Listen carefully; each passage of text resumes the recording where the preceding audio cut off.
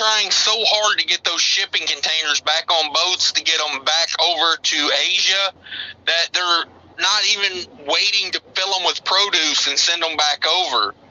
There were some farmers and produce growers and distributors complaining that they shipped the containers empty. They didn't give them a chance to fill them. They needed them over there that bad. So I don't see the volume slowing down coming in from Asia anytime soon.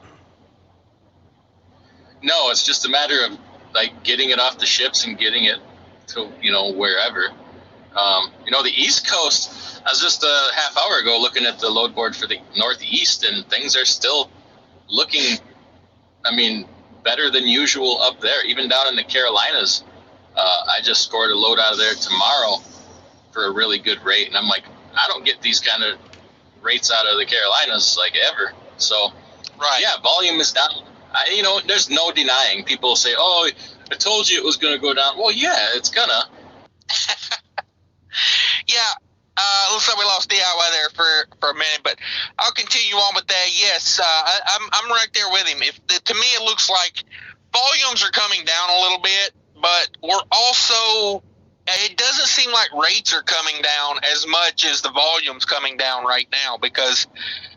Like he said, he got a good load out of Carolina. I got a dry van load coming out of the Chattanooga area for more than I've ever pulled out of that area for. So, for this time of year, I'm still wide open. Like I don't plan on slowing down.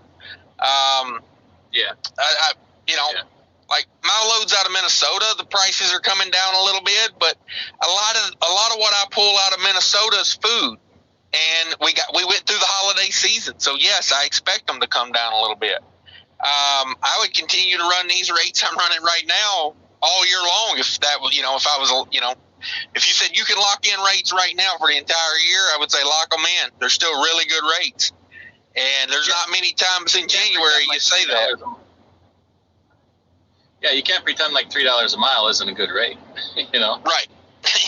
Yeah, no. On a 1,200 mile trip, $4 a mile we were getting a month ago.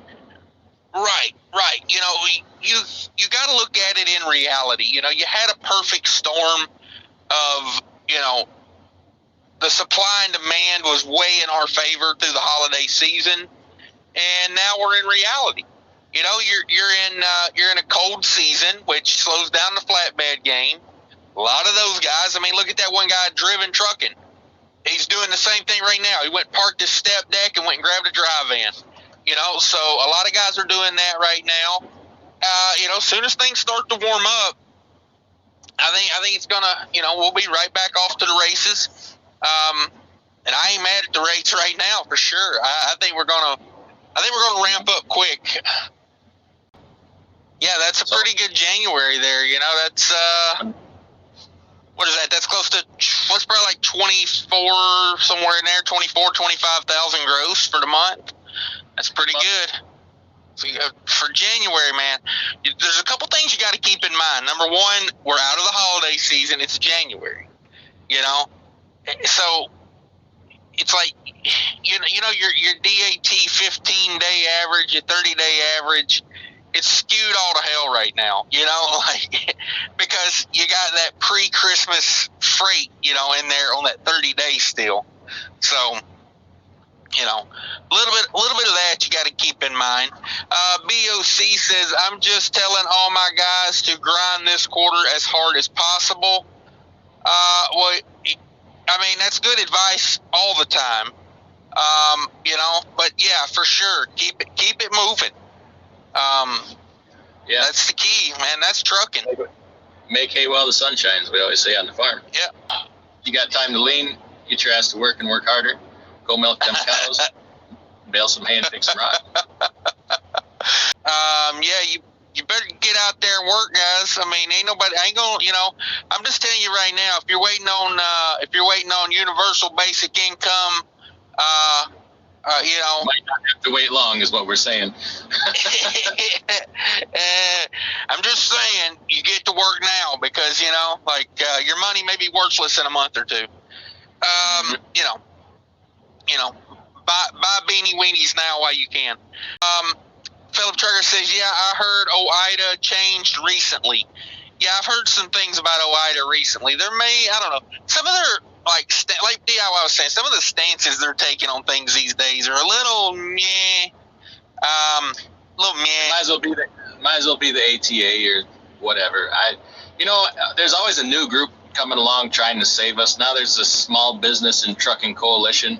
They take the right stances, but they'll turn to, they don't form these organizations to not make money, and they're just like us. They're trying to make money too. And they don't, in the end, they don't care about us. Only we care about us. Everybody always wants, we all need to get together. We all need to get together. No, we don't. We all just need to do the right thing on our own. Nobody's ever. True. I don't want to get together with other people. That's why I drive truck, because I like do my own thing.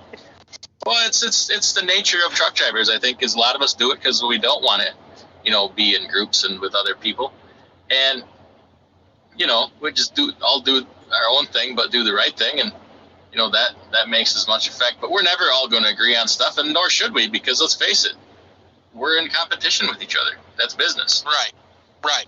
Like your boss is my competitor, and I'm his competitor. Yep. And you got to look at it like this too. OOIDA, like they need streams of revenue. Who's got more money? A bunch of single, one guy, one truck operations, or a mega carrier? Who can grease those palms? It's like the ATA. The ATA is set up very smart if you think about it. The biggest member is the one who contributes the most. Like that's their most influential member. So it's just straight up pay to play. And that's a very smart way to set up an organization like that, Well, and another thing with OOIDA is they have I don't know where the hell they got this, because they claim to be for the independent guy, but they get in that mindset of one size fits all, and like one regulation, whatever we say it needs to be is good for everybody. And that's just not true. This industry is so different. Like, what's good for me isn't good for a cattle hauler. What's good for a cattle hauler is not good for somebody who pulls an RGN oversized. It's ridiculous.